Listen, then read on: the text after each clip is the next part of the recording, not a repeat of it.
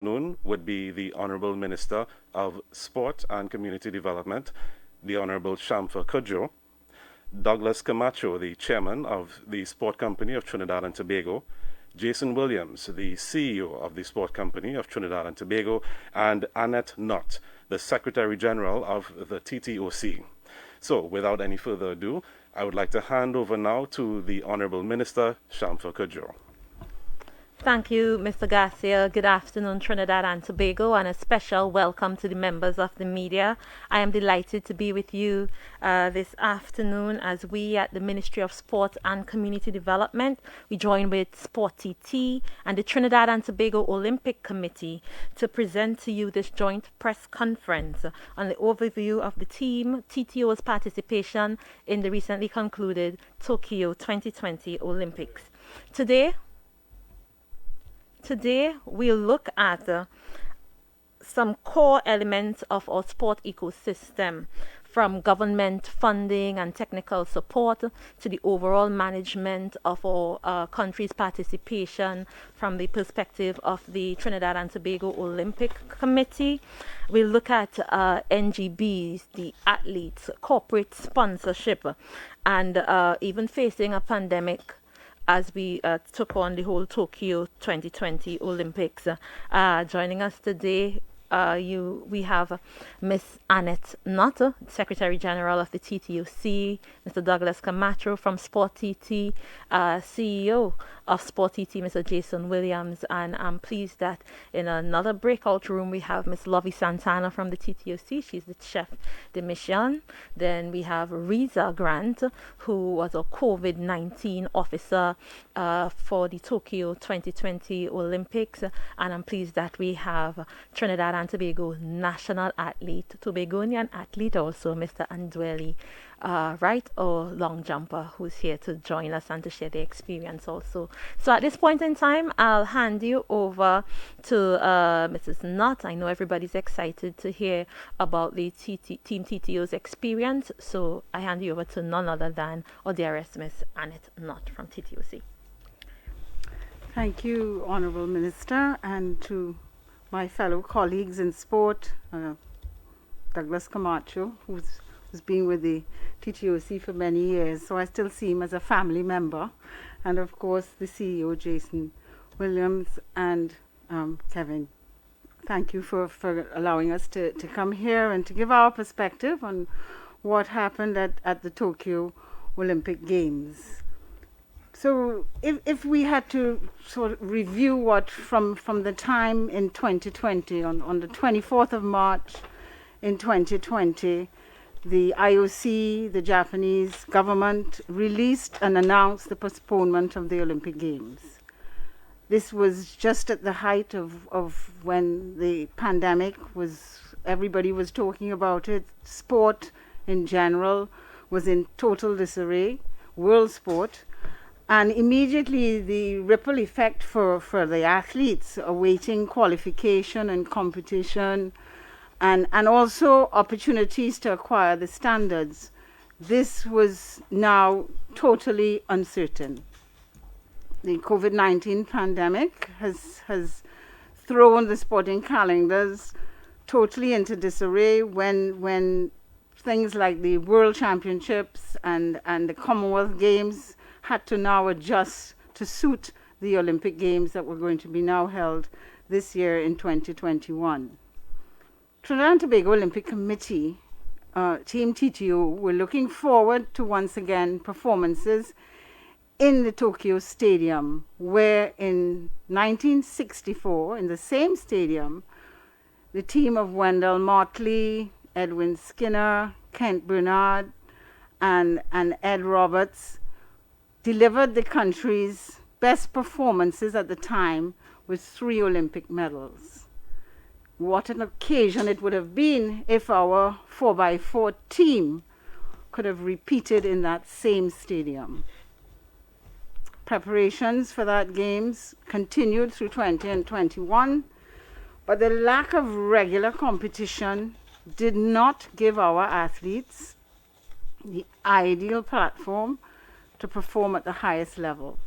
As we all know, there's one thing to be training regularly You could train every day for the rest of your life, but the minute it comes to competition, it begins to be another thing.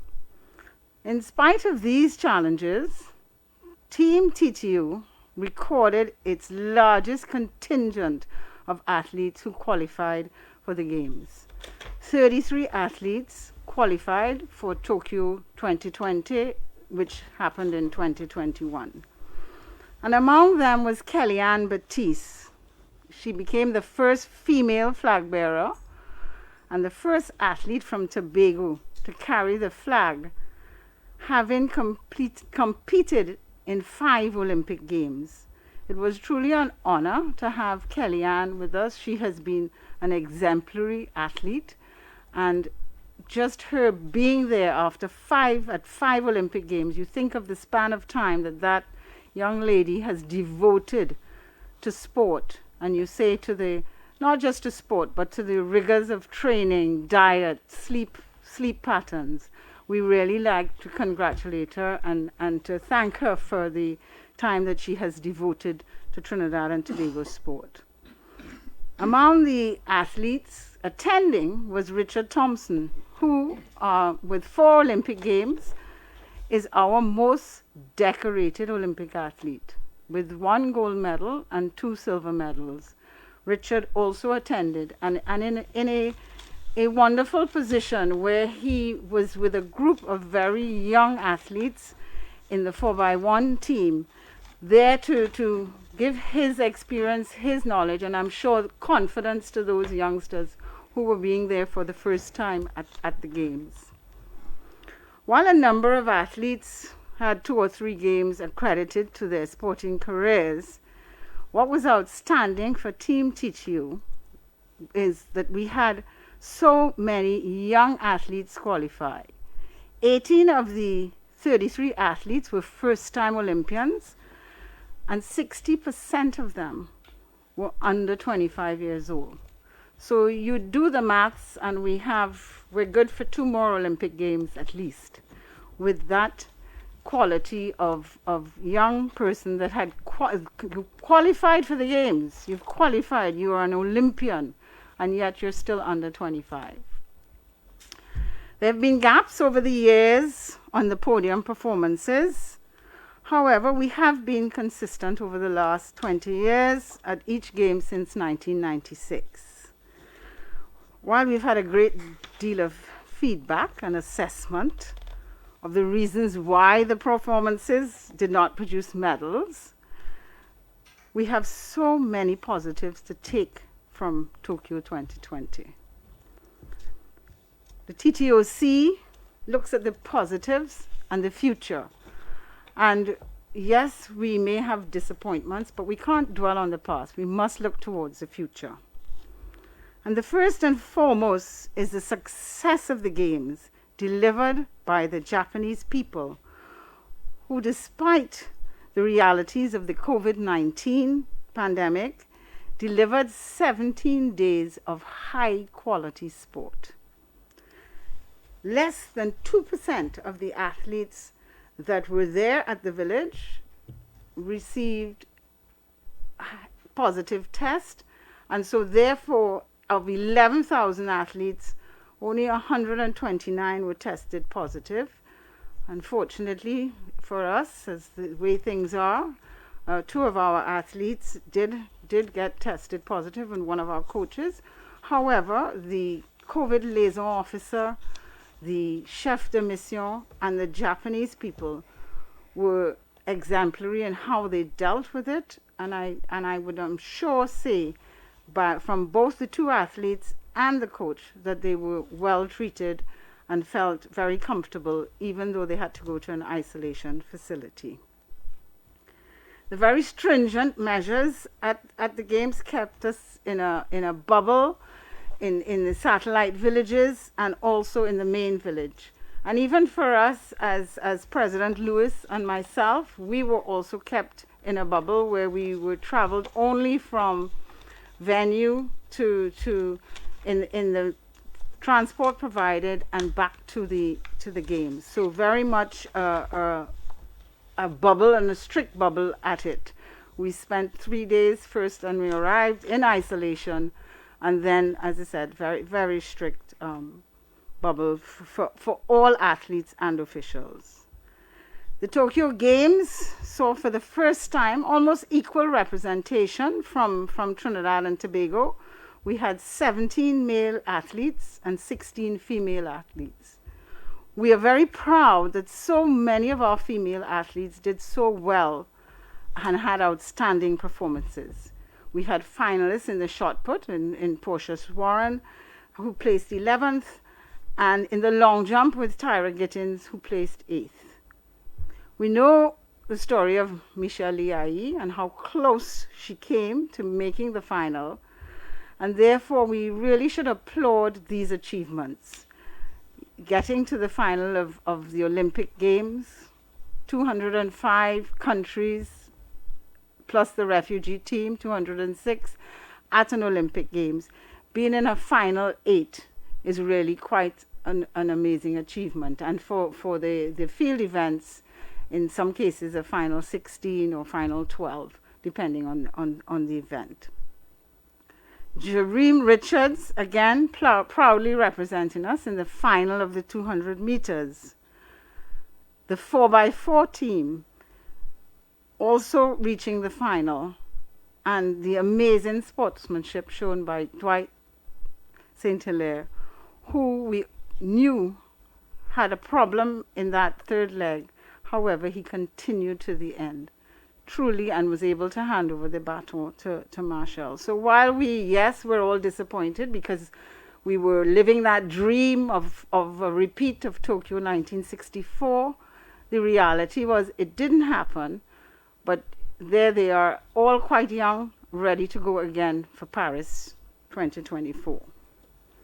So we looked at some of the semifinals that we achieved. The 4x4 men, three of them got to the semifinals. We had quarterfinals with the cyclists, with Kwesi Brown and Nicholas Paul. And how close did Nicholas Paul come to being one of the 4 athletes to compete for the gold medal in the sprint? It was unfortunate. We live by the rules. The chef de mission and both the manager of the team did all that they could do to really find out, etc. But the reality is that it didn't happen. But right after the event, I went down to speak to Nicholas, and I was truly amazed that there was this young man who just lost an opportunity to probably ride for a gold medal at his first Olympic Games, and he's just smiled and said to me, "I'll be better for Paris." So what more could we ask of our athletes? Immediate recovery. I'm talking about not even 10 minutes after the event. He was already looking forward to Paris, and of course to the Saturday performance in the Caribbean. So all these things should be honored. The pressures these athletes have gone under in preparing for the games. When you go there and you sit and you're so proud because Trinidad and Tobago have 2 cyclists in an arena where there's only one other cyclist from the region, and we're totally out. Most of the other cyclists are from Europe. Canada has a few, USA, but you don't see any South Americans, Venezuela and Colombian, one rider. So when you see Trinidad and Tobago, red, white, and black, 2 riders, you can't help but feel so proud of these youngsters. Dylan Carter, he continues to be the star athlete in the pool, but in swimming, he learned, I'm sure, that 100ths of a second made all the difference into being in the semi-finals and finals, and to being a very good athlete in the heats. We have to commend our 2 young women that are first-timers in first-time Olympians, but also first time for the sport. We've never had a female road cyclist, and Tennille Campbell at 23 was again outstanding. I again had that spirit to come right after and do an interview and say she knew exactly what happened. She tried a little too hard, and she had a problem, legs exploded, and she didn't finish the race. But again, ready to work towards Paris. And when you think at 23 and the winner of the race was 35 years old, you say to yourself, Tennille has a long career ahead of her in cycling. So hats off to her. Again, we had a first-timer, judoka, in Gabrielle Woods, in judo for the first time Olympian. First time we've had a female in judo. So many little things to tick the box, say how positive, and so great to see our females doing so well in the Olympic Games. Not to be left out, of course, is the dedication of the coaches, the medical team, the managers, and you know, we forget that many people give their time up as volunteers. Volunteers means they don't get paid. And I think if people really worked out that you spend 3 to 4 weeks, even at the games, but forget about the games. It's not only at the games. It's about all that time in the afternoons that you go to the field, the pitch, the indoor court, and you support those athletes. Then we really have to thank and congratulate all of those hardworking officials for the work that they've done for the athletes and for Trinidad and Tobago. One of TTOC's projects for the quadrennial has been The Future is Female. And that was highlighted in these games, that we could proudly say that we had 2 young women, Lovey Santana as our chef de mission, and Reza Grant as our COVID liaison officer. And these were 2 young women that really stepped up to the plate. Lovey, she had a few years experience as an administrator in going to games, etc., and so therefore had already the experience, but not for this games, because this was a games like no other. Reza Grant, on the other hand, nobody's ever had a COVID liaison officer. Nobody's ever had a template for a COVID liaison officer. And Reza, she was busy with a few of our athletes and the coach testing positive. We had a lot of processes, etc., to do. And I have to say that they both did very well in representing us and doing all that they really needed to do. Besides the TTO, Team TTO, we had a number of other representations at the games. And I think sometimes we forget we're only a small nation of 1.2 million, and yet we have so many people that have dedicated themselves to doing other things in the games. In hockey, we had 3 officials, a technical official in Rhea Richardson, an umpire in Ayana McLean, and Maureen Craig Russo, who is on the FIH committee, was there in the jury of appeal. Mushtaq Mohammed, who has always represented us well in volleyball, was also there. Jason Gooding in the triathlon. And in boxing, of course, Mr. Beckles. And so we also had anti-doping with, a representative there. So I think that really and truly, we often don't realize how well TNT do, Team TTO, Trinidad and Tobago do outside in the sporting arena. And we often forget these things. So the road to Paris is a shortened one, with 3 years to go and 3 major games for the TTOC packed into the next 3 years, with the Commonwealth Games in 2022 and both the CAC Games and the Pan Am Games in 2023. We know that it's going to take a lot of planning and organization, both on everybody's part, including the athletes and how they plan to get to the Olympic Games in 2024. They will also be involved in their own world championships in each of their sports and their regional championships. So you can imagine they will have a packed agenda, and therefore they really need the support of everyone, because while we may not consider it to be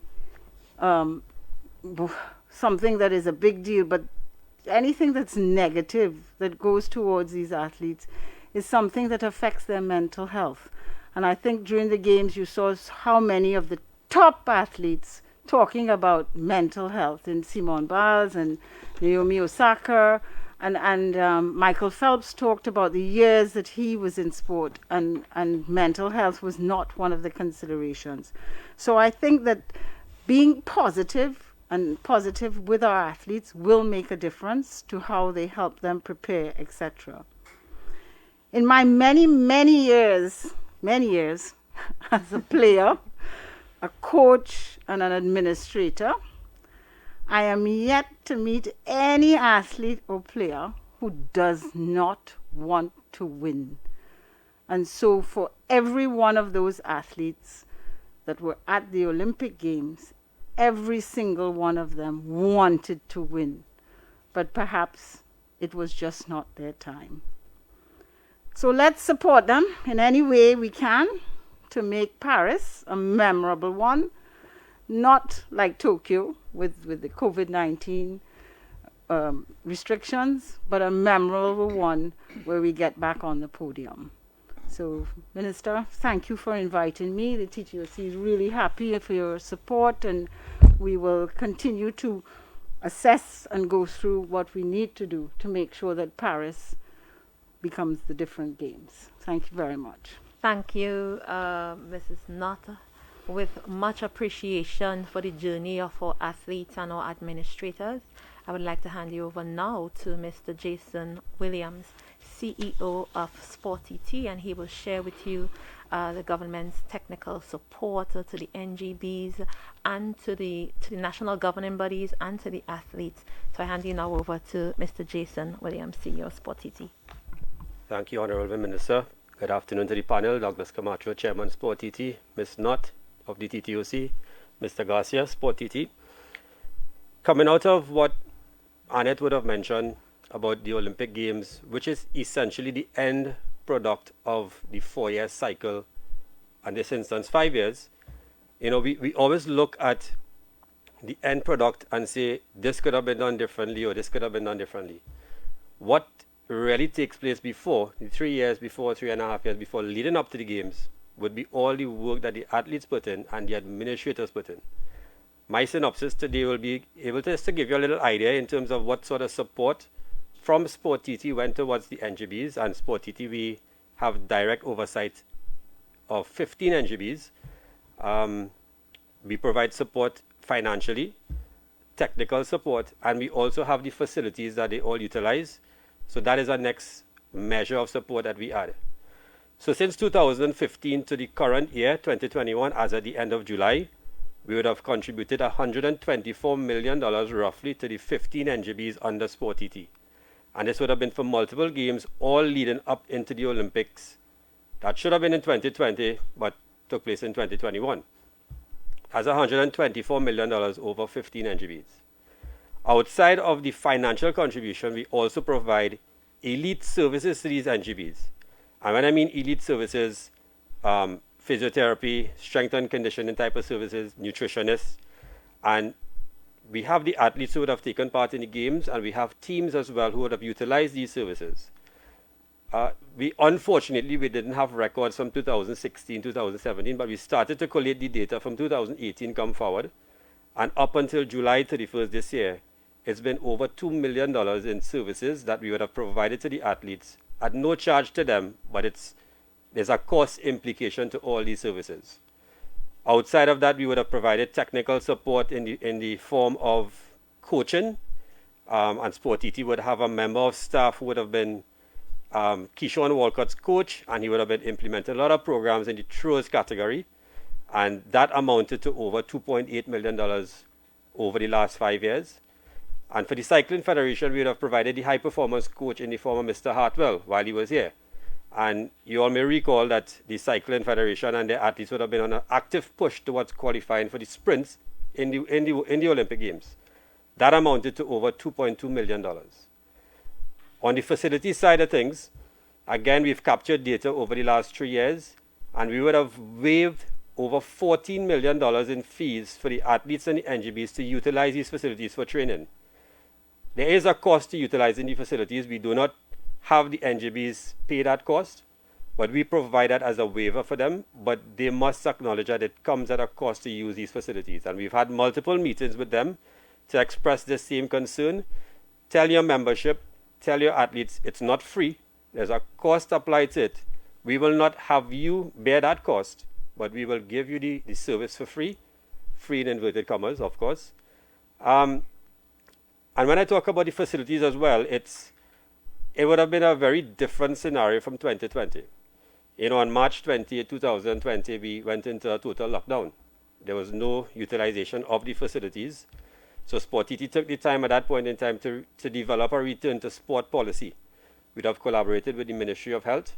We'd have taken examples from Sport England and other places around the world, developed that policy so that we were ready to return to play once we got the all clear to do so.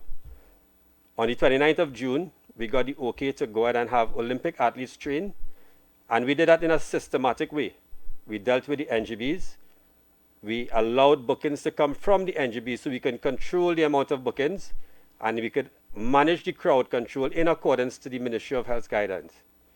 In November of 2020, we got an extension of that return to play, and it would have been all national athletes in training can now utilize the facilities. And again, we did the same sort of approach through the NGBs, and I'm happy to say that since then, the athletes would have been in training, and they continue to be in training, and the facilities are available to use.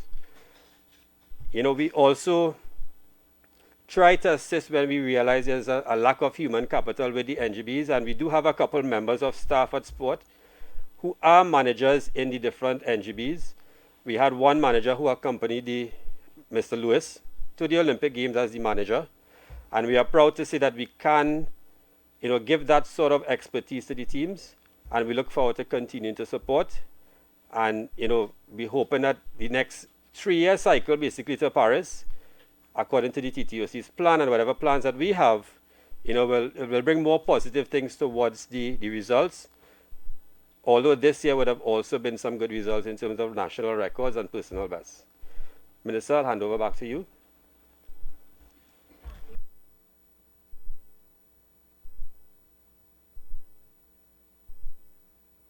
I'm sorry. Thank you, Jason, for sharing with us the information relating to technical support and support to our national governing bodies. I want to once again join in congratulating our athletes. As Ms. Knott would have mentioned before, that there were many records and many firsts in this year's Tokyo 2020 Olympics. So I really want to commend our athletes, the sport administrators, the NGBs, and everyone who would have participated to this year's Tokyo 2020 Games and Team TTO's representation. The government of Trinidad and Tobago remains committed to providing support to our athletes, to developing sport and developing Trinidad and Tobago through sport.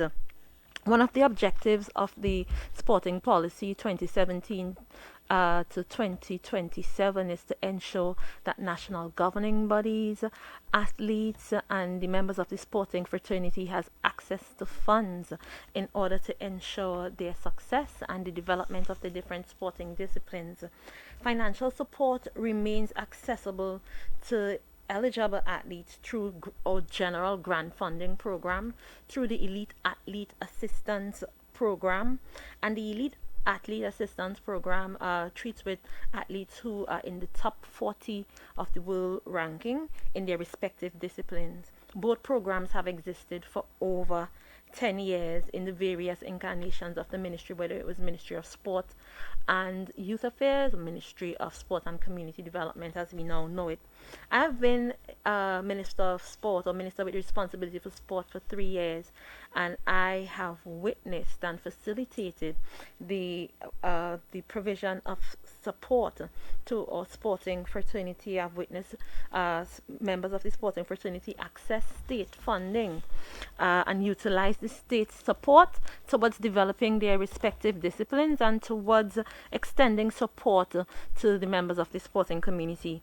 The Ministry of Sport and its state entity, Sport TT, have provided financial assistance to athletes through their governing bodies and directly to athletes themselves to the tune of over $150 million from fiscal 2015-2016 to date. And even right now, as we speak, we're still signing off on recent applications made by athletes and by national governing bodies. And that does not include the support that these national governing bodies and athletes receive from other state entities like the Office of the Prime Minister's Sport and Culture Fund, which works hand in hand with the Ministry of Sport and Community Development. Oftentimes, if we are not able to respond swiftly, we reach out to the Office of the Prime Minister's Sport and Culture Fund, and we get tremendous help and support from the team at the Office of the Prime Minister's Sport and Culture Fund. And the support that we have granted, over $150 million to NGBs and athletes, I hear many people making comments as to the amount. And when you compare that to the UK's £350 million towards the Olympics, of course, we cannot compare to that. But I'm sure that our contribution goes a long way towards helping our athletes to pursue their athletic dreams. The Elite Athlete Assistance Program, together with support from the Prime Minister's Sport and Culture Fund, covered at least $9 million in funding from 2016 to 2021 for athletes. I'm speaking specifically to the athletes who participated in the recent Tokyo Olympics, and that is money directed to them directly, not through their NGBs, because NGBs are able to make representation for the athletes under their watch. Some of the athletes who received funding over that period include Cheryl Thompson, Michael Cedeno, Asa Guevara, Andrelli Wright, Sparkle McKnight, Michelle Diaye, Simoy Hackett, and the list goes on and on. I'm just pulling out some of the names: Jeremy Richards, Keyshawn Walcott, Kwesi Brown, Nicholas Paul, Dylan Carter, Andrew Lewis, and the list goes on. And in addition to that, you have funding also provided by the TTOC and other entities. Now, it's important to note that there are some athletes who apply early in the year. There are some who apply later. Our government has made the commitment to providing funds, but of course there are policies and procedures, and athletes and NGBs must apply. And this is so because these athletes and NGBs get funding not just from government. They are part of programs and different projects under the TTOC and with their parent, the international parent bodies. And from year to year or time to time, an athlete's what they require, what they are looking for support in may change, whether or not they are training for the specific period. So this funding is provided every year, and they make their application saying what their expenses would be as it relates to nutrition, as it relates to paying their coaches, and so on from year to year. We had quite recently, there was an athlete who was preparing. She got pregnant and she decided she's not going to prepare anymore. So obviously the monies granted last year wouldn't be the same monies granted this year, or her application, her needs and requirements would not be the same, hence the reason they have to apply year by year.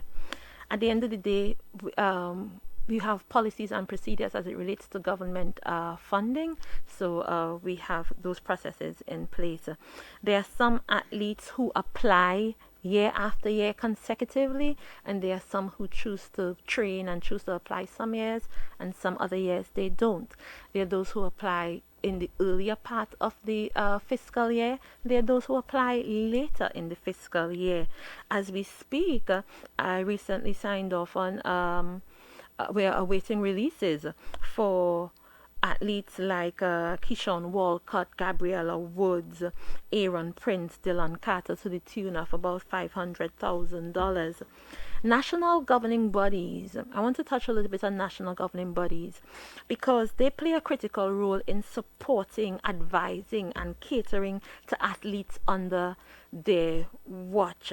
Oftentimes, you have NGBs or national governing bodies making the application to the Ministry of Sport or to the Sport and Culture Fund or Sport TT for funding on behalf of their athletes. For instance, in the case of Sherelle Thompson, I could recall ASAT made the application for that athlete. I know for sailing, Andrew Lewis, the Sailing Association, made the application for Andrew Lewis, so he didn't come and apply himself. So it's important for NGBs to pull their weight and to look out for the athletes under their watch in their respective disciplines.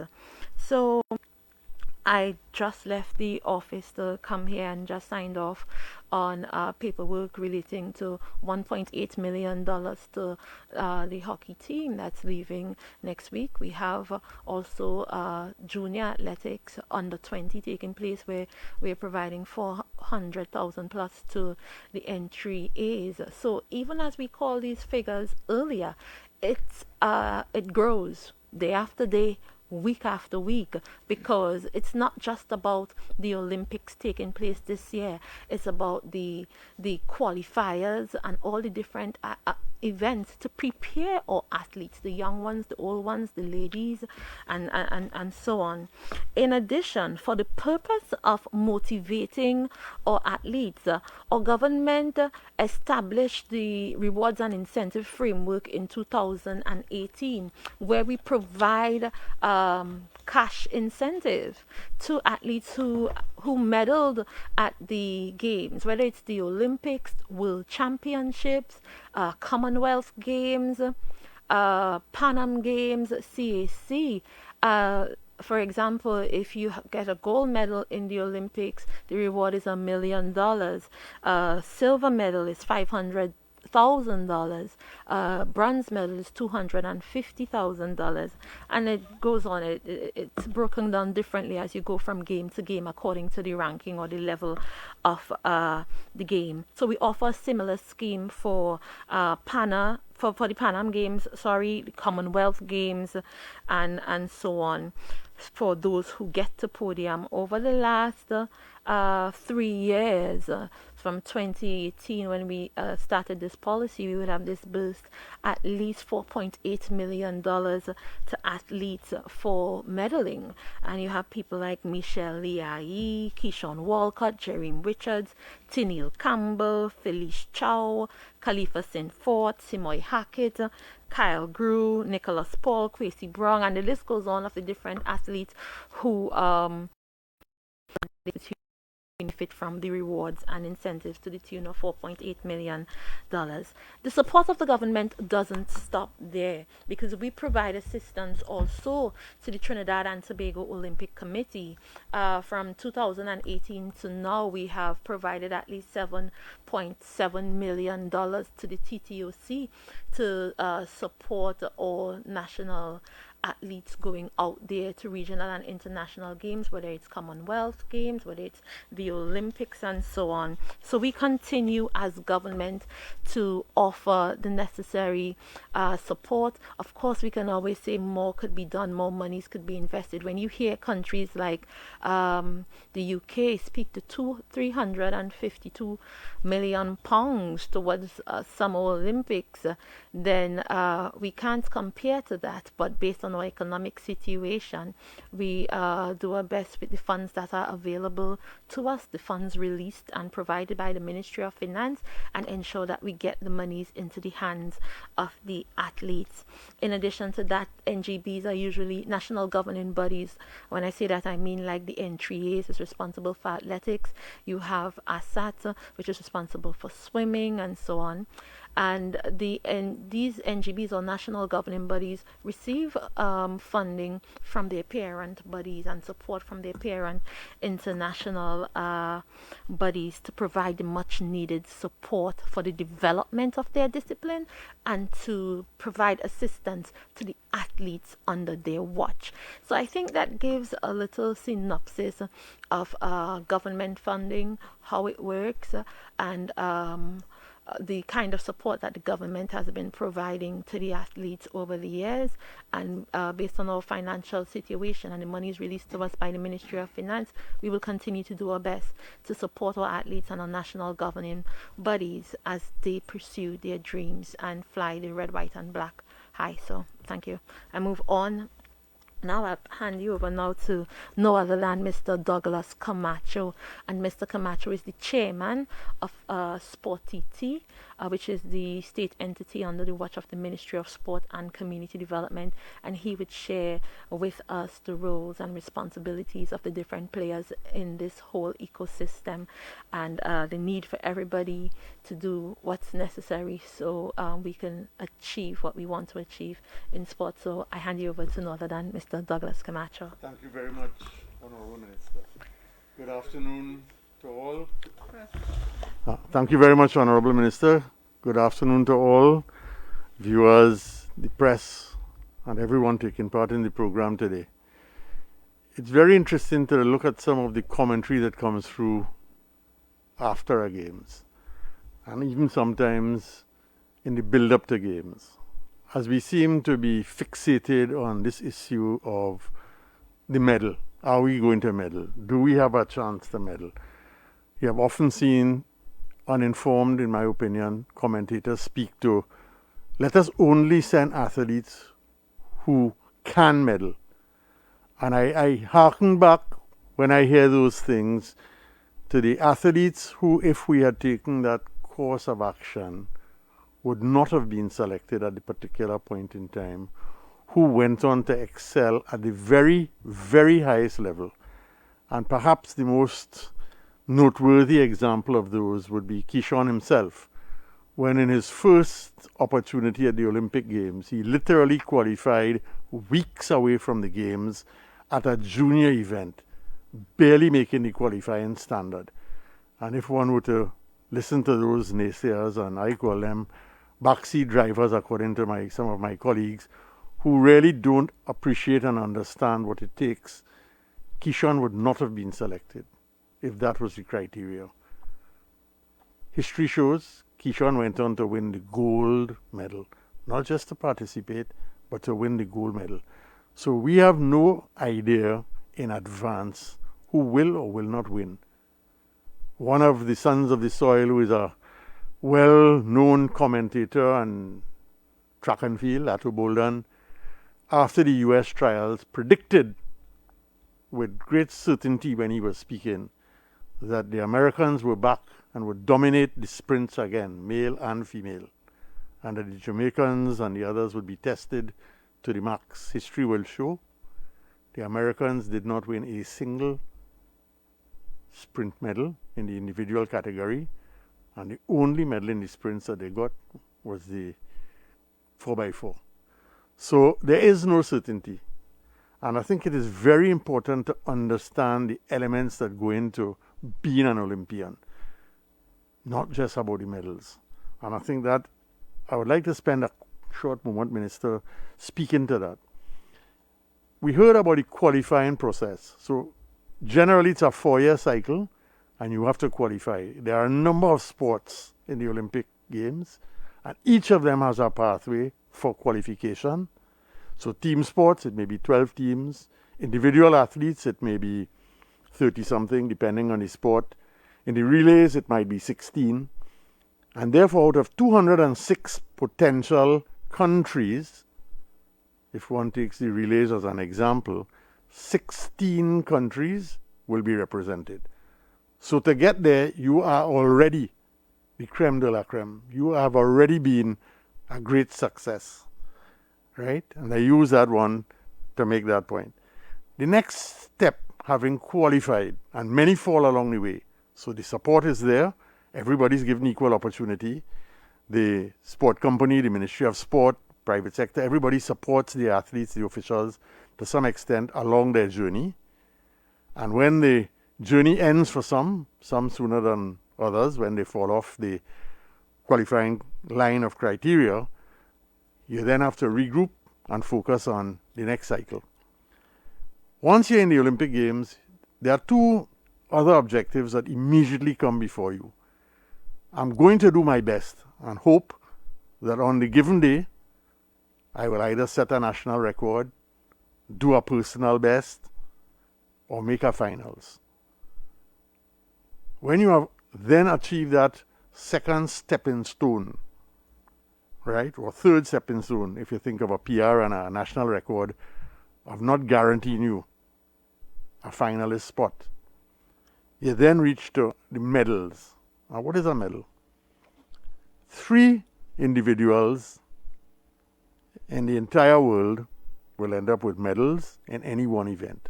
So, I don't know, the world's population, a couple billion people, 3 people will end up with medals in that event. That is what it means when we bring home a medal. So, I think it's important to understand that whole sport structure. I want to touch a little bit on that wider sport ecosystem and really be making a plea in this context too.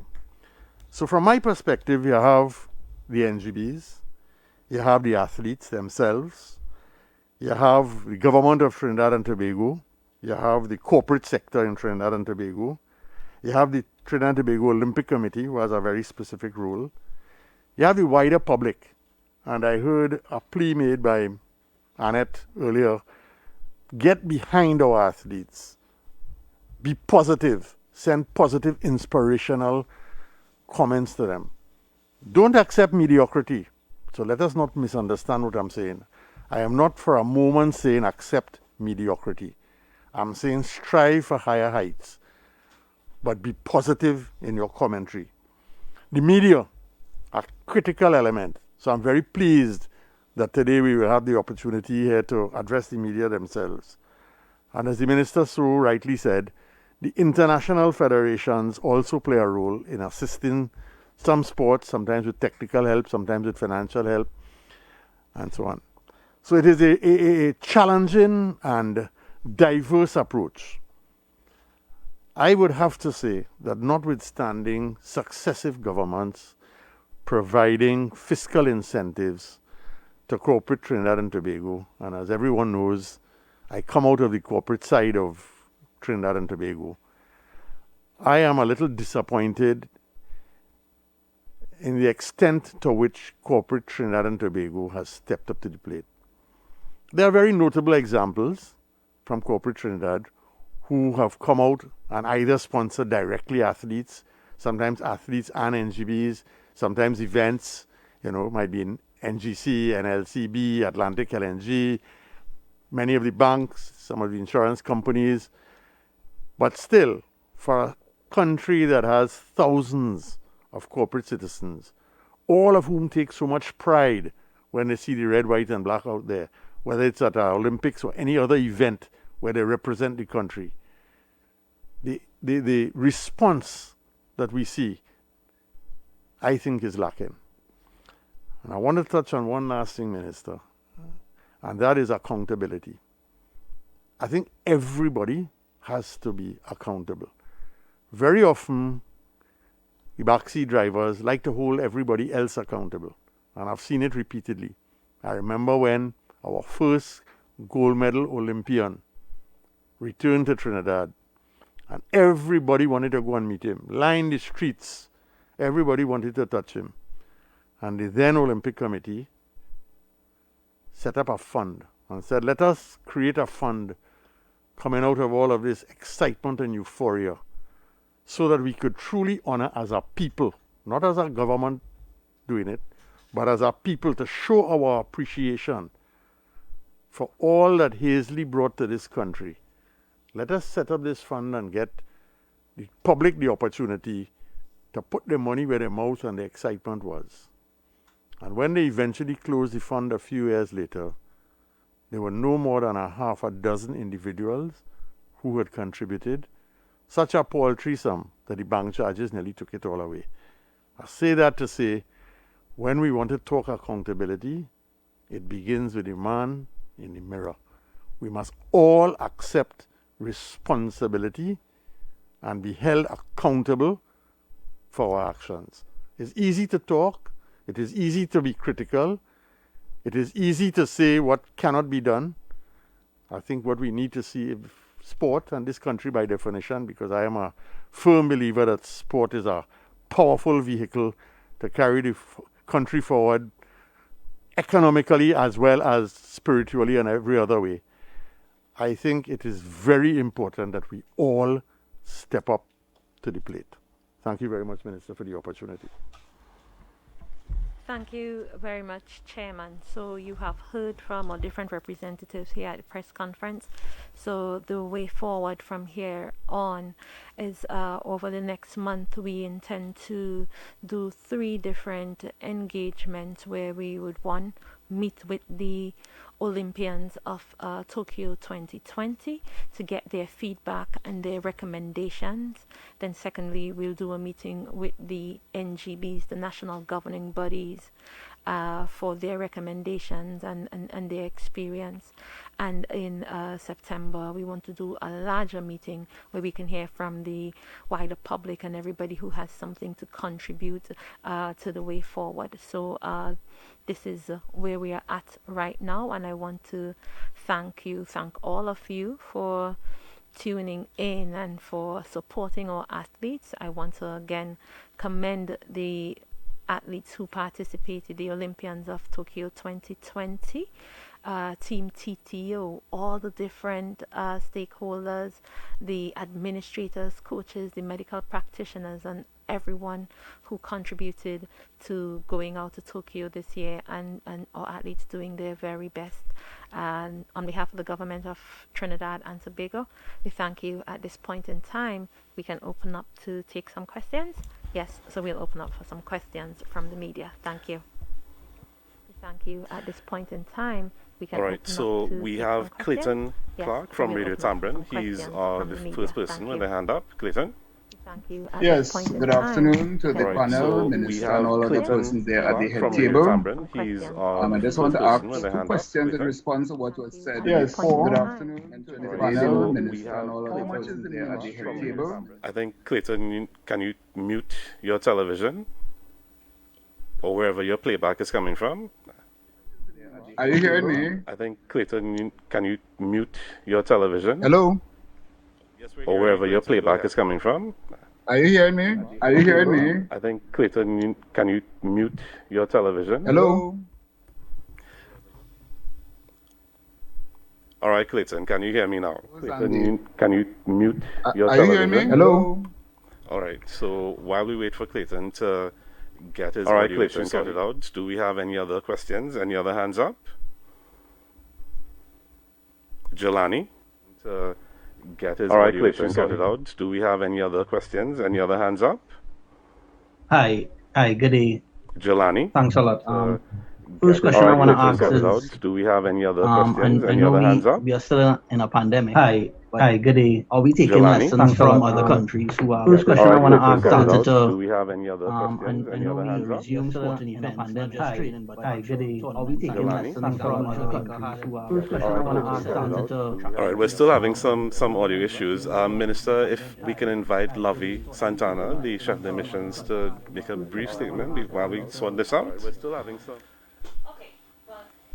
At this point in time, we have been joined by the chef de mission, Miss Lovey Santana, who would have led our team over in Tokyo 2020 for the Olympics. I'll just invite her to make some brief statements, because from here on she'll be answering the questions on behalf of the TTOC, since Mrs. Knott has left.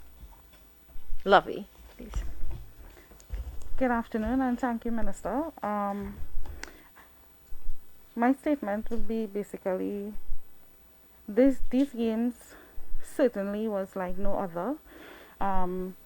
It was very challenging, but I can confirm that the persons that the TTUC has entrusted to lead Team TTU at the Tokyo 2020 led with confidence and strength. One of the takeaway for us was actually the determination and focused athletes that we interacted with at those games, given the circumstances that we were placed in.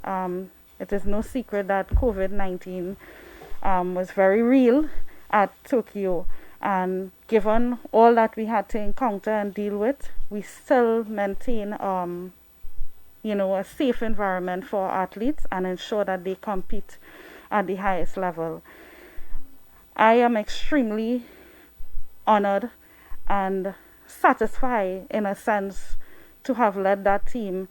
I saw athletes compete at the highest level, some for the very first time actually competing at the Olympics, and remaining focused and going out there and representing Trinidad and Tobago with all their might.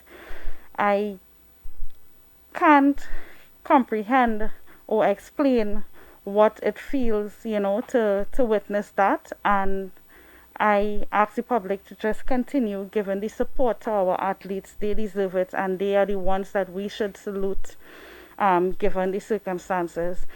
Continue, looking out for them and providing for them what they need. The motivation they need, it's real. They need that to continue. They need that to go on, along with all the funding, support, etc.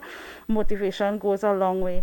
I can say, based on our experience, having experienced 3 of our team members testing positive for COVID-19, it was real. It was real to us, and we had to maintain that relationship with our team members and provide the support needed to encourage them to continue and create that safe environment and ensure that we will do everything in our power to ensure that they remain safe and be able to compete at those games. So in closing, I just ask that the public continue to support our athletes, and we look forward to great things from our athletes coming out from these games. Thank you, Lovey, for your contribution and for speaking on behalf of the delegation, and especially calling on Trinidad and Tobago to support our athletes and to motivate our athletes as they move on to the next stage. Yes, we have 3 more years before Paris, and qualifiers have already started. So we want to thank you, Lovey, for making those comments. At this point in time, I think we are ready now, and we can hear from the media. All right, well, let's try Clayton Clark again. Clayton, you want to try your question one more time?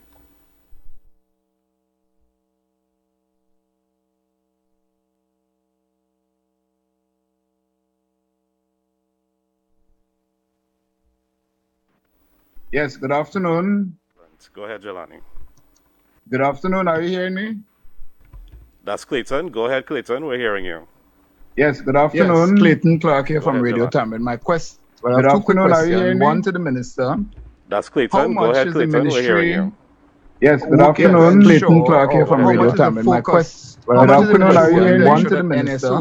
That's Clayton. Go ahead, Clayton, we're hearing you. Yes, good afternoon, Clayton Clark here from Radio Tamil. All right, we seem to be having some serious technical difficulties getting the questions in. Minister, if you'd like to make one last statement, and let me see if I can get some text questions to come into you. Minister, if you'd like to make one. Certainly. Maybe we can invite some questions from social media or from the viewers who are looking on, or maybe we can get and somebody else to give their experience. Are we ready now? So while I wait for Anduele to take Lovey's seat, we have Kent Fuentes. Kent, Do you have any questions for Minister and the team? Kent Fuentes, Kent, do you have any questions for Minister and the team?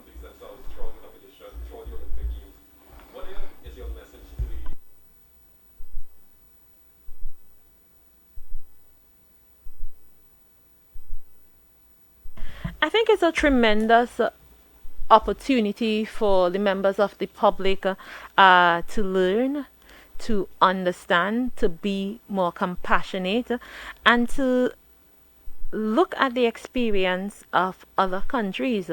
I saw over this Olympics where Jamaica took the opportunity to congratulate every single athlete who performed, and the Jamaican public also took to social media to encourage athletes who were placed 11th and 12th and 20 something. I saw St. Lucia holding a welcome home party for an athlete that was placed 49th.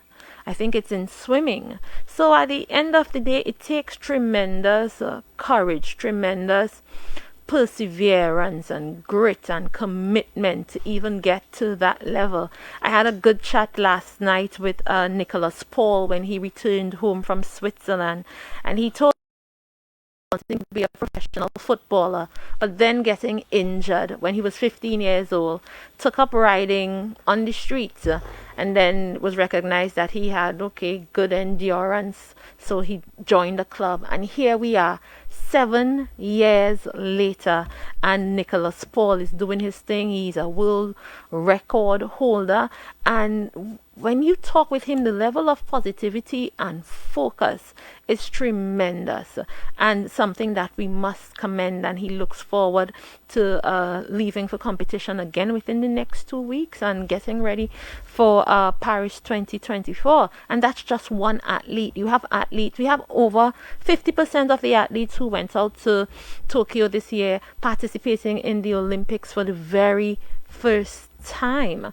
So there are so many lessons to learn, and this gives us an opportunity to learn and to be more compassionate and to take steps within our homes, within our communities, to promote sport, even within our families. I can speak to you about knowing about some families and even some teachers and principals who believe that participation in sport is an obstacle or stands in the way of academic excellence. So oftentimes you have parents who pull children out of sports, so if we want the level of Olympic excellence and athletic excellence, it calls for a shift in thinking, a shift in culture, and learning lessons not just from other countries, but looking within as to what exists in Trinidad and Tobago, what we can do better and what we can do differently in all quarters, because as Mr. Camacho said earlier, it's an ecosystem. Everybody has a part to play and everybody has to pull their weight. Thank you. And we have Andwele now. Well, Minister, before we go to Andwele, I have a question from Sergio Defoe from TV6. He's asking, do you think our support structure is effective enough to get athletes to medal at the Olympics? We have medaled before. There are years when we medal, and there are years when we didn't medal. So, of course, there's always room for improvement. As a member of government, as a member of cabinet, as a minister, all MPs or all ministers call for more funding. Of course, more funding would help so that we can get the best training and the best coaching and the best facilities even for our athletes. There's also a need at the level of the NGBs also to stand in the gap for the athletes they represent and so on. Even at the school level and the level of participation in sport at schools, and even how parents and teachers permit and support the participation of our young people or children in sport. So there is need for work on all levels, and no matter how good we get, there'll always be room for improvement. When we get to that level of winning 10 medals, we'll want 20 and then 30 and then 40 and then 50, and we whilst medaling is good and we all want to medal, or crave for medaling should not eclipse the strength, the fortitude, the resilience, the efforts of our athletes and the many volunteers and the many people within the sporting fraternity who put their shoulders to the wheel, who brave adversity and face the storms, face all the challenges to ensure that we get academic excellence. And just as many of our athletes who I've spoken to so far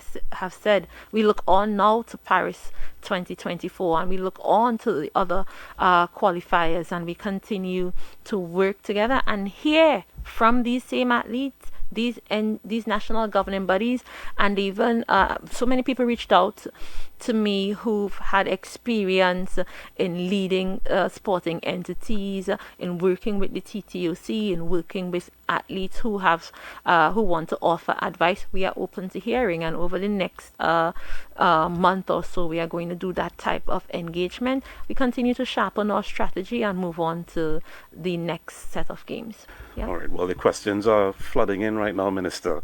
We have one from Clayton Clark.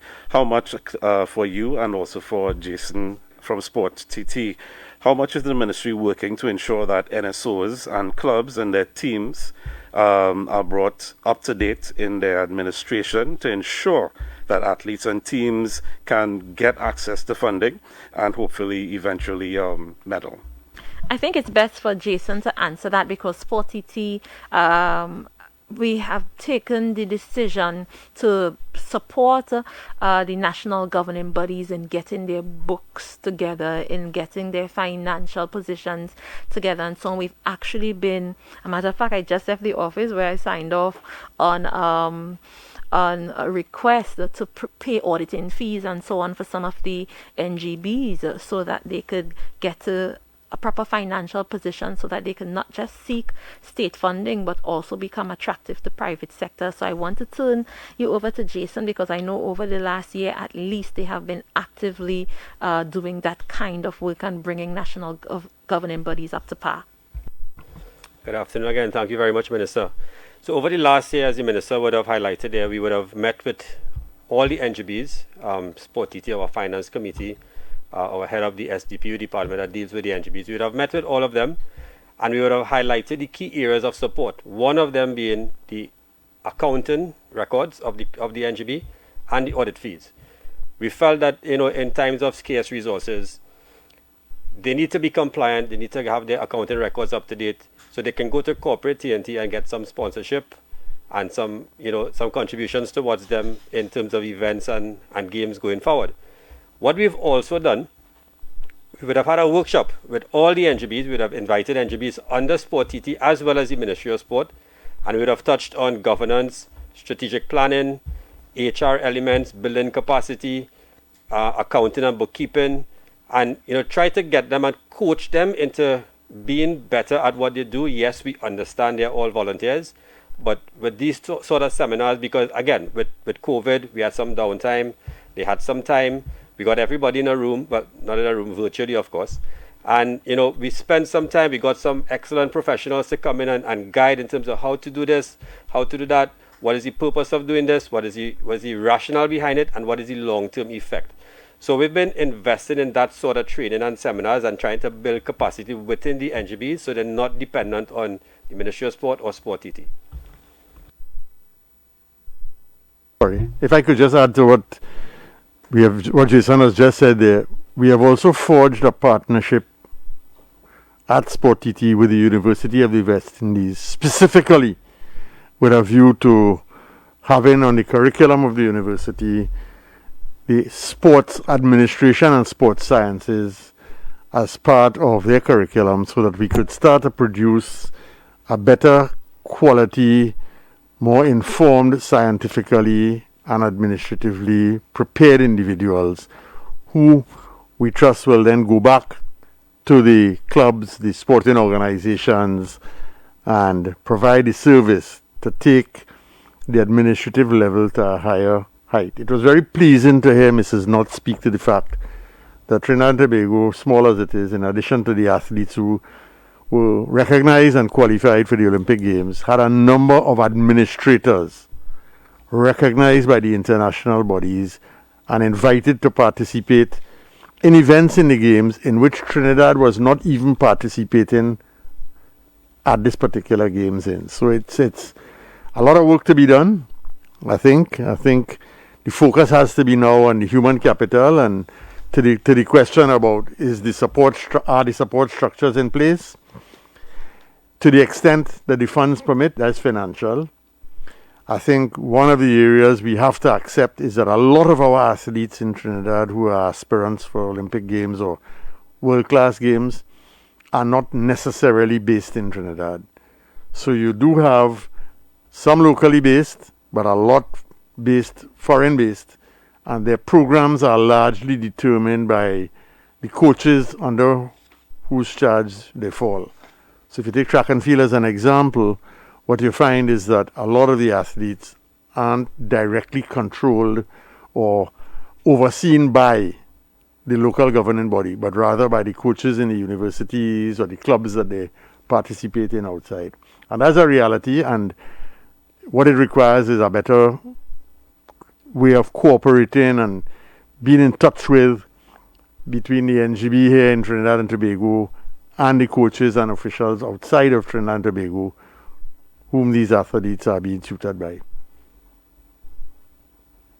All right, so we're going to take a very brief break to address some of our technical difficulties. We'll be right back.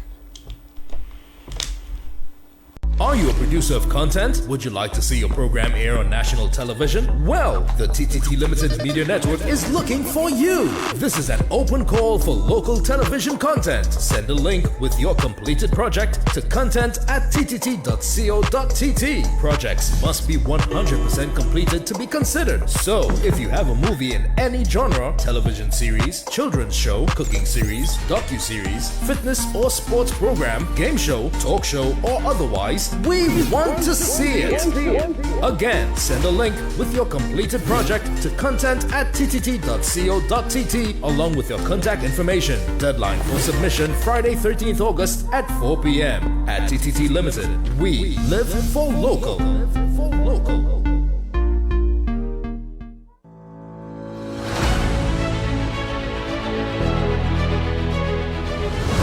TTT News nightly at 6:30 p.m. TTT News Connect.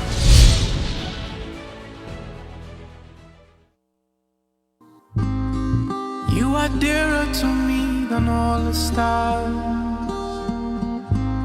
So many wish but never reach. 'Cause when I'm falling and all the world seems dark, you help me find my peace. Oshun mi ba fishani. Oshun mi ba Oshun mi ba fishani. Arubita yeah yeah yeah yeah yeah yeah yeah yeah yeah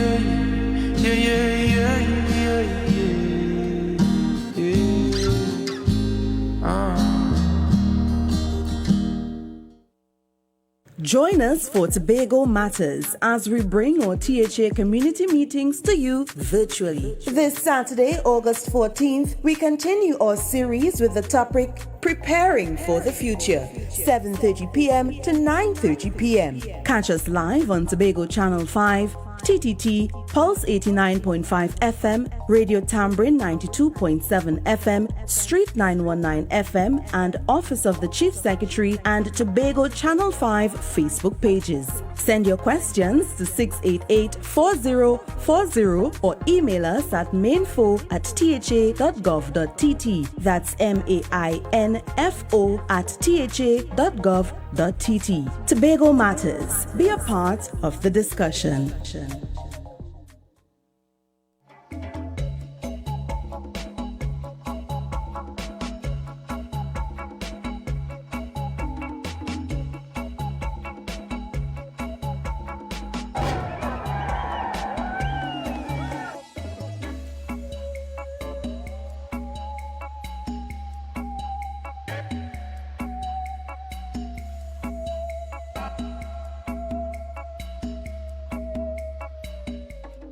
Line and Length, the #1 cricket program in the West Indies, is on TTT.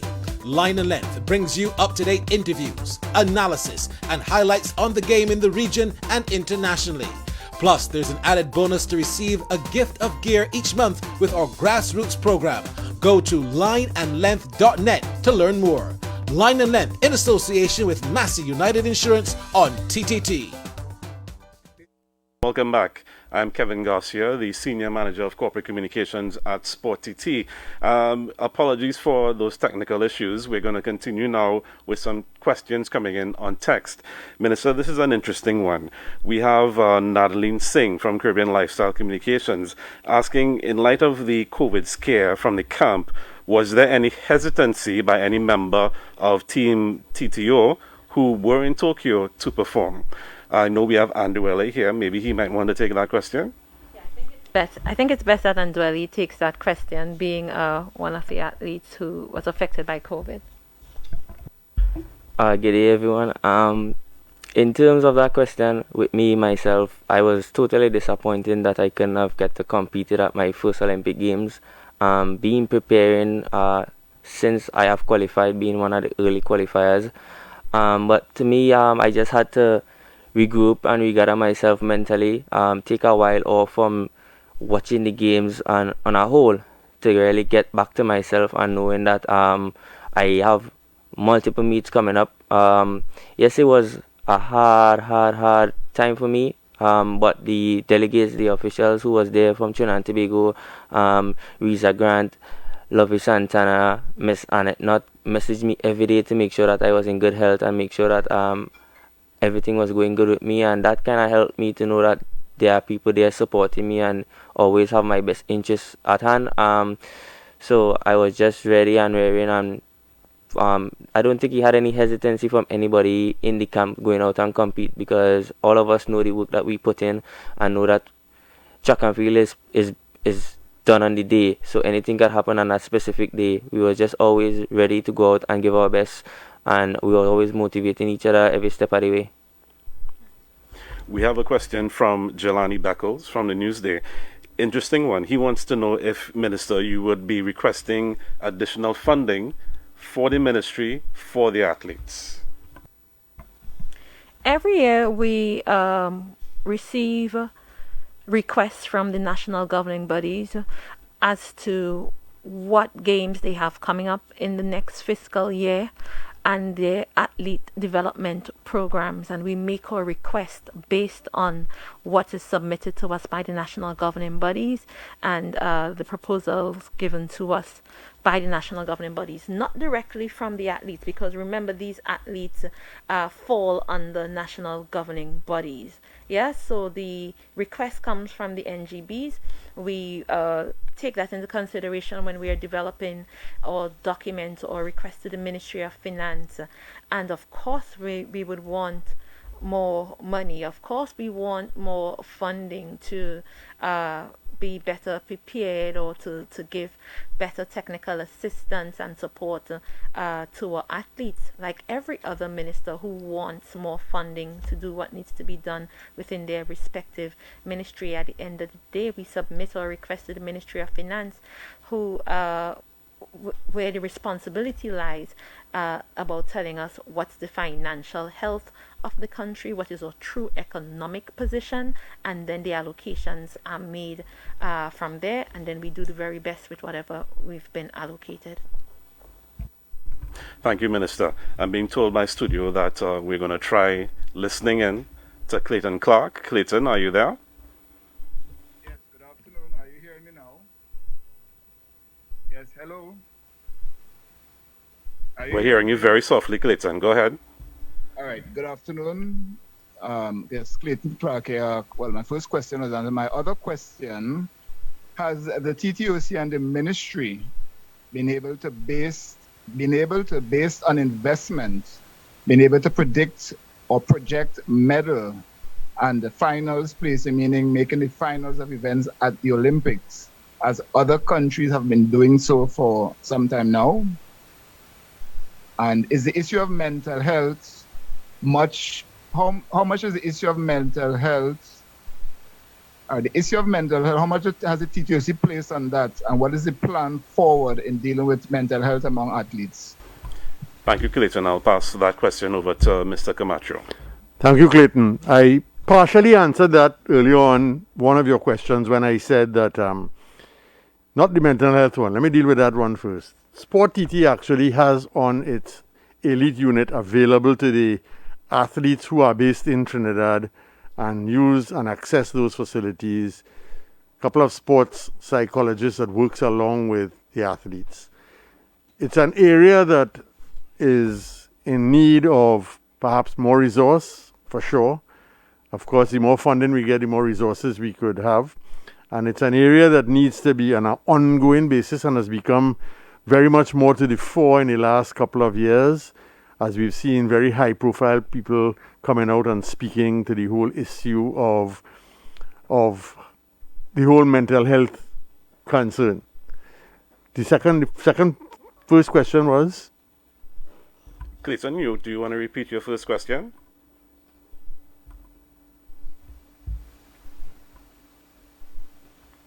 All right. The first question is about being able to project medals and making finals based on investment. Some countries have been doing so. They would state before the Olympics, these are our expectations based on the investment we have made over the quadrennial. How much of that is planned of the TTC and the ministry and the relevant authorities? Right. Well, I could probably take the question from the point of view of Sport TT, and I'll be so bold as to take it from the TTOC's perspective, having served there for a while. We do try to project it out, but as I mentioned earlier, and that is the question that I dealt with earlier, there is no certainty when you project medals. What you have is an expectation of medals. You can't be certain. As I mentioned the Kishon example, right? There was no expectation of that medal that time. Not only did he medal, he got the gold. Right? There are times where you expect a medal or have a real high expectation of a medal. Take up a relay team, you drop a baton, and it falls apart, even though you might have had a real chance again at maybe the gold medal. So it's very difficult, but it is used as a way of trying to predict what one expects. The reality is it is not the sole determinant, because to get to that position, we need to get a bigger and bigger and a wider base of athletes who are actually qualifying. And to do that, one has to be encouraging people that when they have gone out and met the standards set to get into our games, that they will be supported, so that the next generation and the next generation will come out and make the effort and not feel, well, waste of time, I qualify, they set a standard, and capriciously they decide, we're not going because somebody somewhere decides I can't get a medal. So it is not hinged, participation is not hinged to a medal, but the TTOC certainly, as does the sports TT and the ministry, does look forward and say, what are our medal prospects in this games, next games? If we get the young people now, they do medal this games, maybe next games, and we do project it out that way. Yeah. All right, we have a question from Jelani. Jelani, can you hear me? Hi. Yes, I can hear you. Hi, my question is for Minister Cudjoe. How other regional countries has resumed some sports like football. They had quite a few track and field senior meets before the Olympics. Are we taking lessons from Jamaica and other countries in terms of opening more sporting events? Because I know we are still in a pandemic, but other countries are moving on to some sort of normalcy in terms of sports. Are we looking at those countries as an example? Thank you. Thank you, Jelani. I'm glad you asked that question. And just like any other sector, for the sports sector too, the faster we vaccinate, the faster we could return to some level of normalcy. I want to repeat that.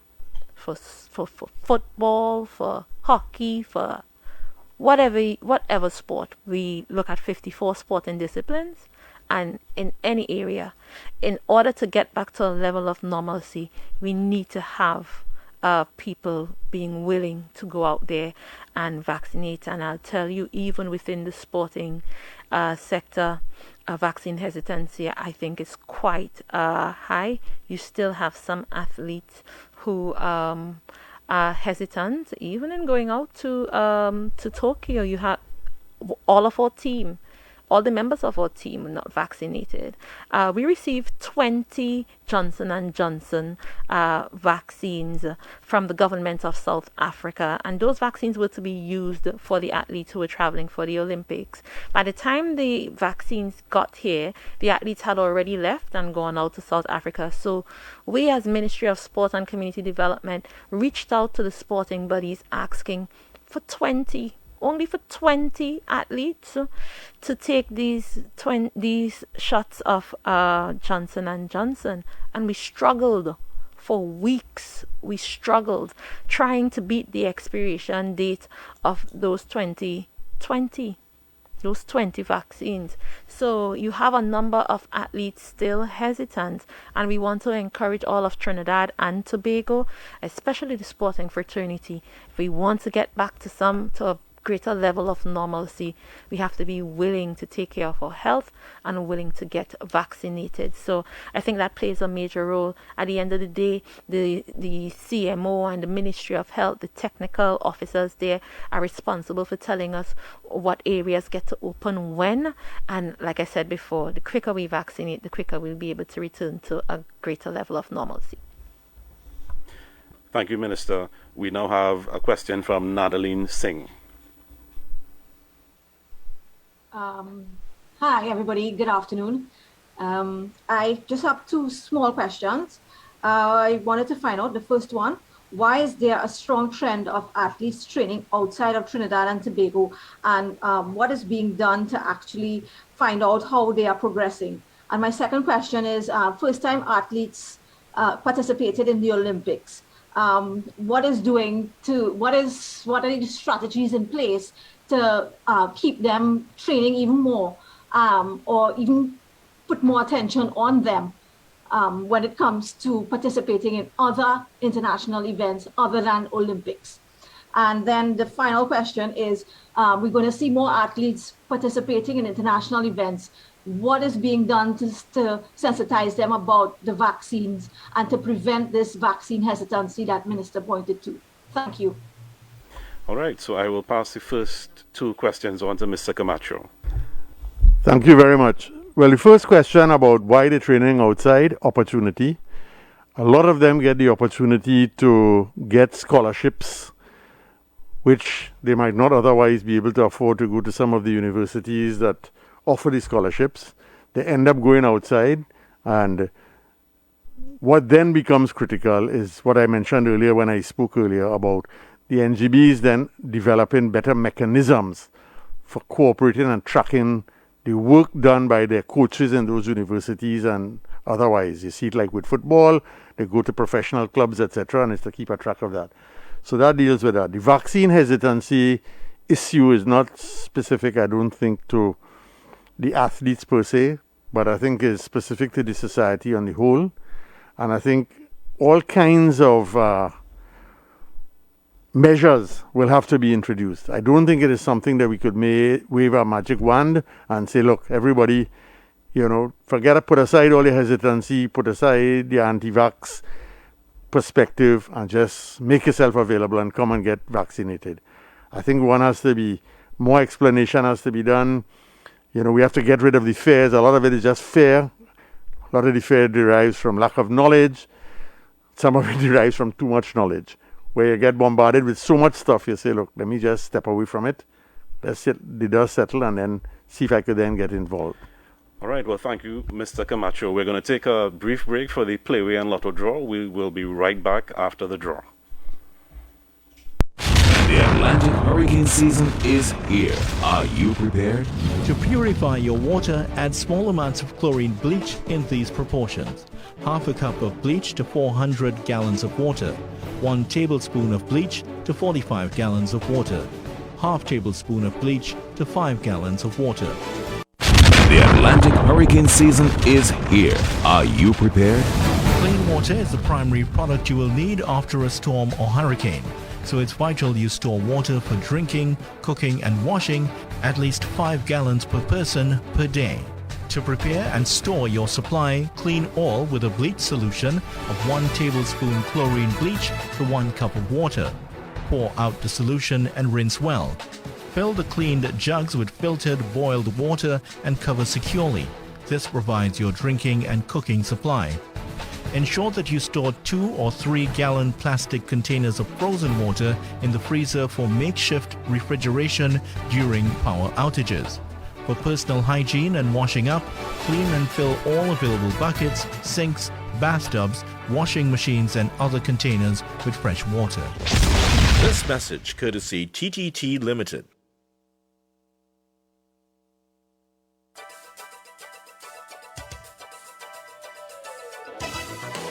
Welcome to this afternoon's Playway Pick 2 and Pick 4 draw, supervised by independent auditors KPMG and presided over by the National Lotteries Control Board. Good luck, everyone.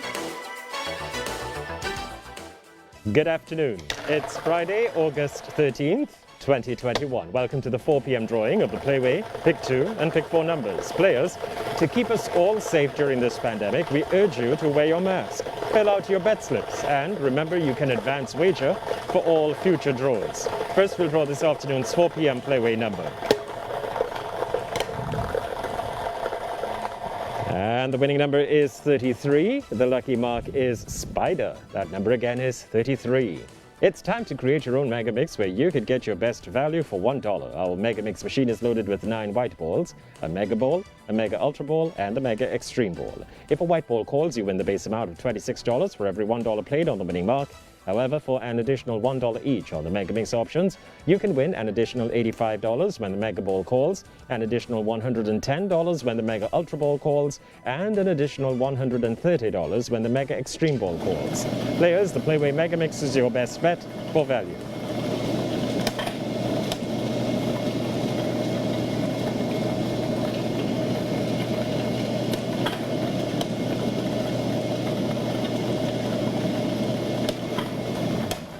Players, the Playway number 33, the mark Spider has called with all 3 white balls. Keep on playing. You've won the base payout of $26 for every $1 played. Remember, you can play 1, 2 or all Mega Mix options for only $1. And now we'll draw this afternoon's Pick 2 numbers.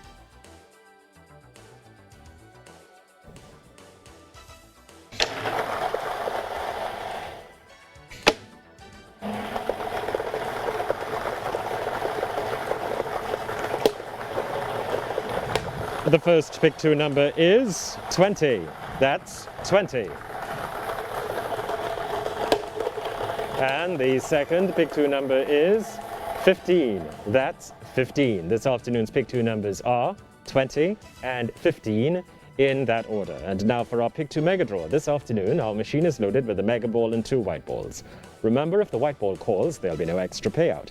However, when the Pick 2 Mega Ball calls, if players paid an extra $5 minimum on the Mega Ball, not only will they win the base payout, but the additional Mega Ball payout.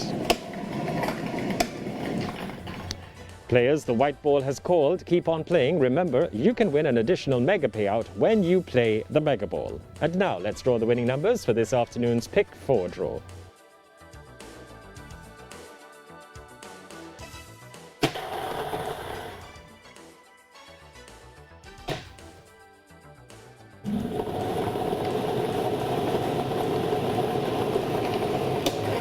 The first Pick 4 number is 9. That number again is 9. The second Pick 4 number is 2. That number again is 2. The third Pick 4 number is 3. That number again is 3. And the fourth and final Pick 4 number is 3. That's 3. I'll repeat, this afternoon's 4 p.m. winning Pick 4 numbers are 9, 2, 3, and 3 in that order. Congratulations to all our Playway Pick 2 and Pick 4 winners. With NLCB's additional $2 million, Saturday's jackpot is now an estimated $8 million. And now for some Cashpot news. 8 lucky players who chose yesterday's 5 winning Cashpot numbers each won $17,942. Congratulations to all Cashpot winners. Please play it safe, TNT. The NLCB cares about your health and safety. Remember to follow our COVID-19 guidelines while at all lottery centers. We also wish to remind the public players must be 18 years and over. Please continue to play safely and responsibly. Thanks for viewing, and join us again at 7 p.m. for another Playway, Pick 2, Pick 4 and Cashpot Draw.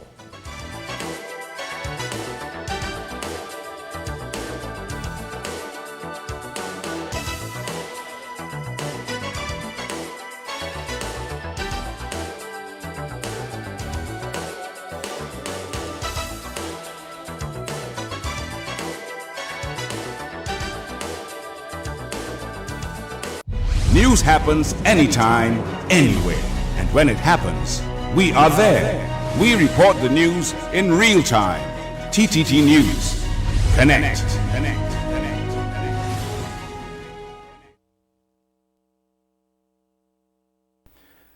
Good afternoon again, and welcome back to this comprehensive wrap-up of Trinidad and Tobago's performance at the recently concluded Tokyo Olympics. I'm Kevin Garcia, the Senior Communications Manager at the Sport Company of Trinidad and Tobago. Up next, we'd like to take a text message which came in from Clayton Clark. And Madam Minister, he's asking, is it that Keyshawn Walcott, Aaron Prince and Gabrielle Wood are still awaiting funding to prepare for the recently concluded Olympics? Thank you very much, Clayton, for that question. As I mentioned earlier, some athletes apply early and some apply late. In this case, these athletes applied for funding late. So, for instance, Keyshawn Walcott applied on the 22nd of June. He'll be receiving $187,500. Aaron Prince applied on the 11th of June. He'll be receiving $125,000. Gabriella Wood, though she submitted her application on the 19th of June, there were some outstanding documents that she had to send in later. She will be receiving $75,000 based on her ranking. And we have to remember that preparation for the Olympics doesn't necessarily fall within that specific Olympic year of the Olympics. Many of these athletes had been receiving funding or had the opportunity to apply for funding over the years. For instance, in the case of Gabriella Wood, in fiscal 2020, she received $120,000 through the Sport and Culture Fund, and in fiscal 2019, she received $200,000 from the Sport and Culture Fund towards preparation for the Olympics. So we await releases now to give these athletes necessary funding based on their applications that were submitted later than their fellow members of their teams. Thank you. Thank you very much, Minister. And I should have said that we're back for another 10 minutes. So let's see how many of those questions we can get in. Walter, I know you've been waiting. Walter Alabi, let's hear your question.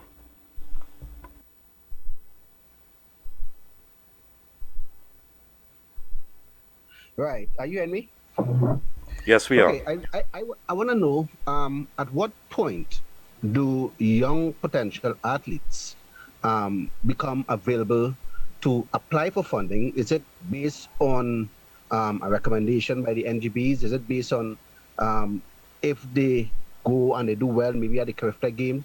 At what point do they become available for funding, since we can never know what could happen to them in the future? Yes, I can go ahead and take that.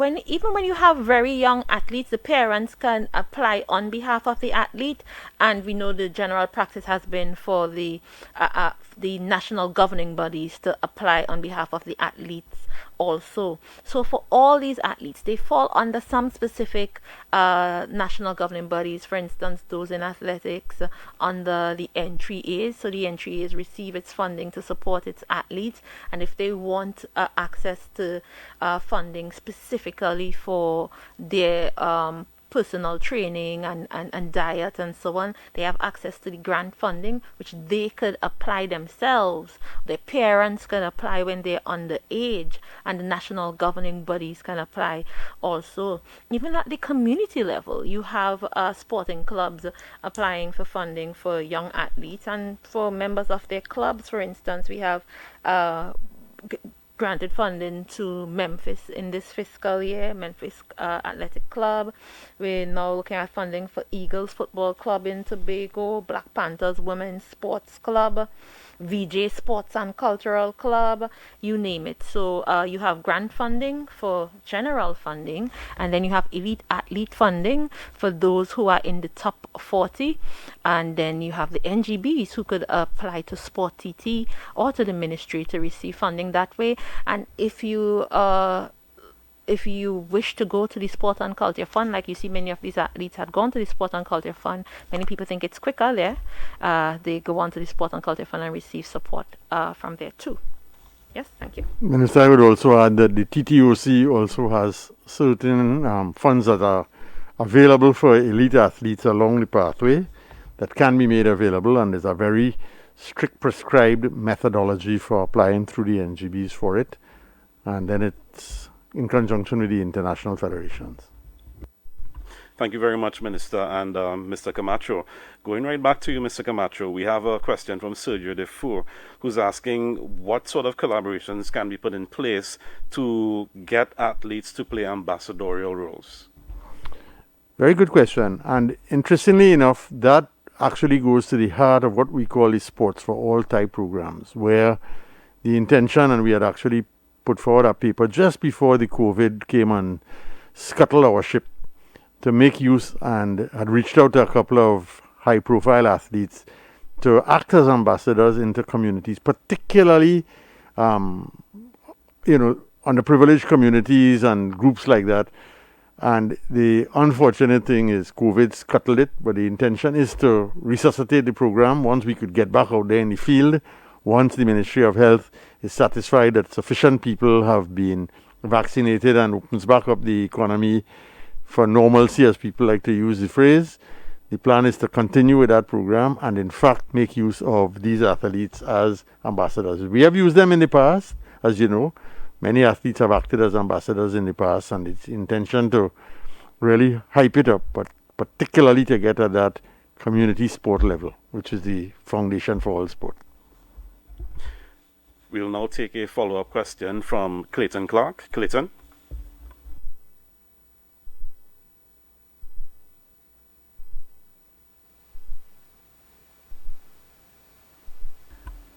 All right, while we wait for Clayton to get his business sorted there, we can go back to Nandaleen Singh. Nandaleen, can you hear me? Yes, good afternoon again. Just a minor question for Minister. I wanted to find out, with support for the athletes being talked about so much, you pointed to 150 million previously in your statement. I was wondering, in the national budget upcoming for September, October here, are you going to be requesting more allocation for the ministry, given that more work has to be done by the sport ministry? Thank you. All right, Nandaleen, well, we would have answered that question a little earlier. Minister did say she will be seeing what she can do to get that required funding. Up next, we have Jelani. Jelani. Hi, thank you, Kevin. My question is for Douglas Camacho. Mr. Camacho, you spoke about you hoping that corporate TNT would come on board a little more. How do we encourage more corporate support and avoid corporate TNT just coming on board a few months before the Olympics or after we win a gold medal? Some people may not understand the process. It takes years to produce an Olympic athlete.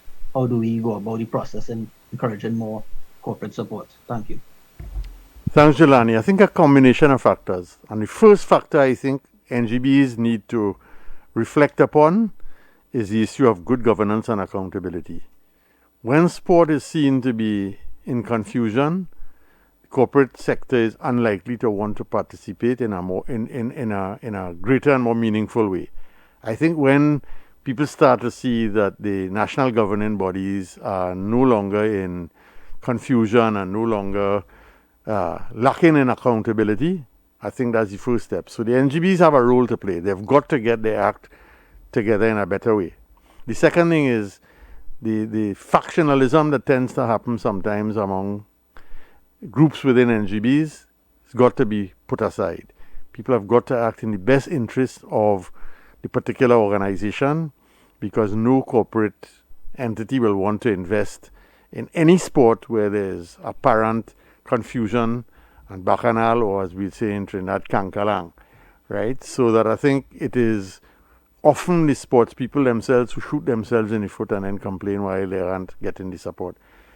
Other than that, Jelani, I think it is for the corporate Trinidad itself to see the opportunity, and let me be very blunt. They would look for return on dollar every time. That is their mandate, that is what they're there for. And their corporate social responsibility surrounds that. So they must be seeing that they're getting value.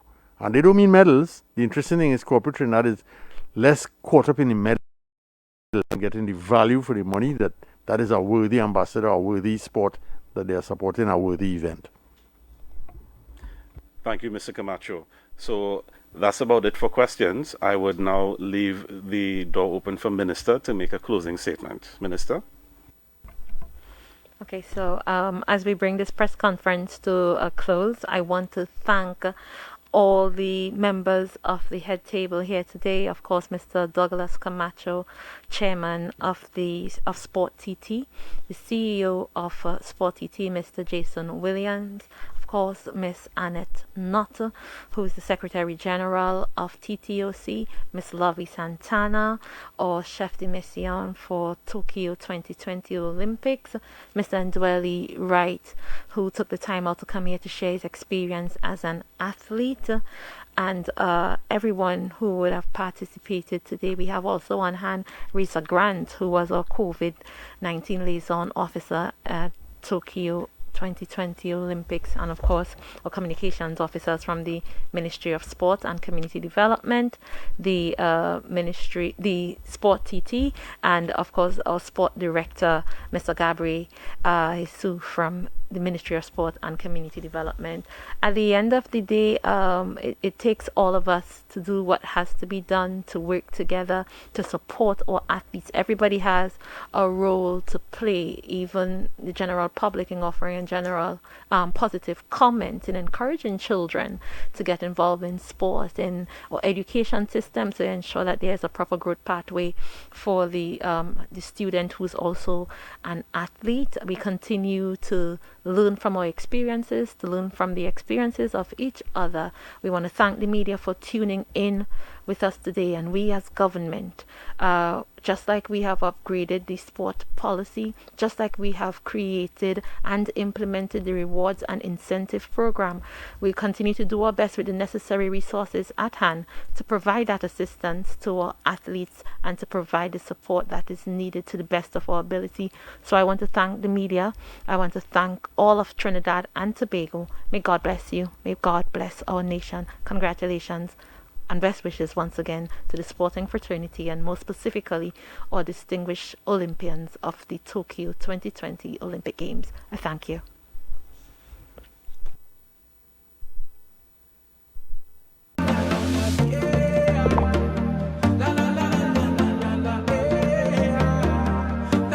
This is TTT. Live for local.